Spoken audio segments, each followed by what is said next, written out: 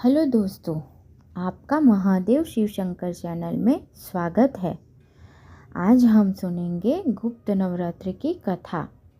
पौराणिक कथा के अनुसार एक बार ऋषि श्रृंगी अपने भक्तों को दर्शन दे रहे थे कि तभी अचानक से भीड़ से एक स्त्री निकलकर सामने आई और उस स्त्री ने ऋषि श्रृंगी से कहा कि मेरे पति हमेशा गलत कामों में घिरे रहते हैं, जिसकी वजह से ना तो मैं पूजा पाठ कर पाती हूँ और ना ही धर्म और भक्ति से जुड़ा कोई भी कार्य कर पाती हूँ।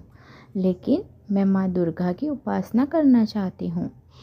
तब ऋषि श्रृंगी ने महिला से कहा कि चैत्र और शारदीय नवरात्र तो सभी लोग जानते हैं। हालांकि इसके अतिरिक्त 2 अन्य नवरात्रे भी होते हैं जिन्हें गुप्त नवरात्रि नाम से जाना जाता है। ऋषि ने स्त्री को बताया, जहाँ प्रकट नवरात्रों में 9 देवियों की उपासना की जाती है, वही गुप्त नवरात्रों में 10 महाविद्या की साधनाएं की जाने का विधान है। धार्मिक मान्यता है कि इन गुप्त नवरात्रि में जो भी भक्त माता दुर्गा की विधि विधान से पूजा करता है, उनके जीवन में सुख समृद्धि सदैव बनी रहती है।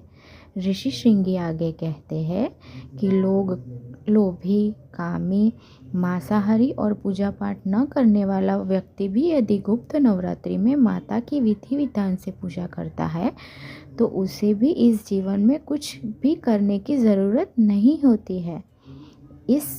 उस स्त्री ने ऋषि श्रृंगी की बातों को पूर्ण श्रद्धा से सुनकर गुप्त नवरात्रि की विधि विधान से पूजा की, जिसके बाद उनके जीवन में सुख शांति आ गई और उसका पति भी गलत रास्ते से सही रास्ते पर लौट आया।